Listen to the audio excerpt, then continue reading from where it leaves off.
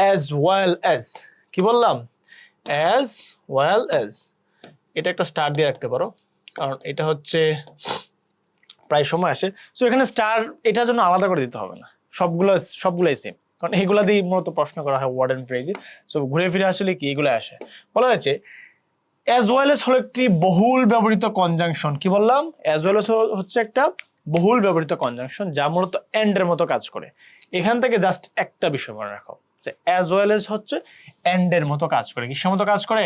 As well as হচ্ছে and এর মতো কাজ করে, মানে হচ্ছে এবং, মানে কি এবং এর মতো কাজ করে। এর অর্থ হলো পাশাপাশি, সেই সাথে বা তাছাড়াও। এবং কি পাশাপাশি মানে সেই সাথে কোনো একটা গুণ বা দোষ আছে এবং তার পাশাপাশি আরেকটা আছে, মানে এবং। আচ্ছা, বলা হয়েছে যখন দুটি সমজাতীয় বিষয়, কি সমজাতীয় বিষয়, গুণ, কাজ বা ব্যক্তিকে যুক্ত করা হয় তখন একটি পাশাপাশি অন্যটি বোঝাতে, কি একটি কাজ, গুণ বা ব্যক্তির পাশাপাশি অন্যটি বোঝাতে কি ব্যবহার করা হয়? অ্যাজ ওয়েল অ্যাজ ব্যবহার করা হয়। দেখো কিভাবে ব্যবহার করেছে আমরা। বলা হয়েছে হি ইজ ব্রেভ, মানে কি সাহসী, অ্যাজ ওয়েল অ্যাজ অনেস্ট। এখন কি বলবো আমরা যদি এখানে এন্ড দেই, হি ইজ ব্রেভ, সে এবং হচ্ছে সাহসী, এন্ড অনেস্ট এবং হচ্ছে সৎ। এই যে এন্ড এর জায়গাটা কি, এই যে এন্ড এর জায়গাটা এখানে কি ব্যবহার করেছে? As well as. যদি ফ্রেজ ওয়ার্ড এন্ড ফ্রেজে এন্ড থাকে না, সেই জন্য কি ব্যবহার করবো আমরা? As well as.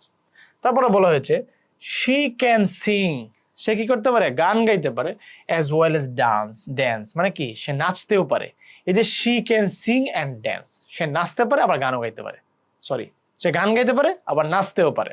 এই দুইটা বিষয়কে, যে নাচতে পারা এবং গান গাইতে পারা, দুইটা বিষয়কে একসাথে করতে আমরা অ্যাজ ওয়েল অ্যাজ ব্যবহার করেছি।